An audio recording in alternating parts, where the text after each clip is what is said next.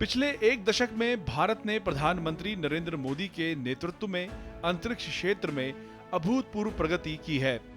एक समय जो देश सीमित संसाधनों के साथ काम करता था, वह आज वैश्विक अंतरिक्ष शक्ति के रूप में अपनी पहचान बना चुका है। भारत के अंतरिक्ष कार्यक्रम की यह यात्रा सिर्फ तकनीकी उपलब्धि नहीं, बल्कि आत्मनिर्भरता, नवाचार और वैश्विक नेतृत्व की कहानी है। इसकी शुरुआत साल 2014 में तब शुरू हुई जब इसरो ने पहले ही प्रयास में मंगल ग्रह की कक्षा में मंगलयान को सफलतापूर्वक न सिर्फ स्थापित किया, बल्कि कम लागत के साथ इसे पूरा कर अपनी दक्षता का भी प्रमाण दिया। 2023 में चंद्रयान 3 के लैंडर विक्रम ने चंद्रमा की दक्षिणी ध्रुव पर सफल लैंडिंग की, जिससे भारत ऐसा करने वाला पहला देश बन गया। इसी वर्ष इसरो ने सूर्य का अध्ययन करने के लिए भारत का पहला सौर मिशन आदित्य L1 लॉन्च किया और अपनी महत्वाकांक्षा का बेजोड़ प्रमाण दुनिया के समक्ष रखा। जनवरी 2025 में स्पेडेक्स मिशन के तहत अंतरिक्ष में उपग्रहों को डॉक करने की क्षमता हासिल करने वाला भारत दुनिया का चौथा देश बन गया। भारत का महत्वाकांक्षी मानव अंतरिक्ष मिशन गगनयान अपने अंतिम चरण में है।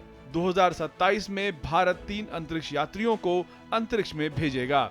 इसी कड़ी में XCM-4 मिशन के मिशन पायलट के रूप में ग्रुप कैप्टन शुभांशु शुक्ला अंतर्राष्ट्रीय अंतरिक्ष स्टेशन पर गए थे।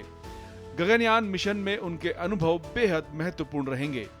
फेलियर होने के बाद भी अगर इतना सपोर्ट मिल रहा है और ये पूरी दुनिया देख रही है, तो कहीं ना कहीं सर हमारी इस समय क्षमता भी है और इस समय पोजीशन भी है, तो हम यहाँ पे एक लीडरशिप रोल एक्वायर कर सकते हैं।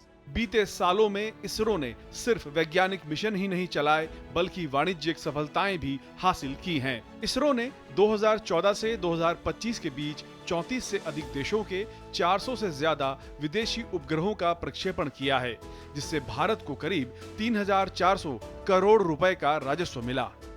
433 satellites of 34 foreign countries and 132 satellites of India is launched. Out of that, 93% satellites were launched during last 10 years, and that is a significant growth of India.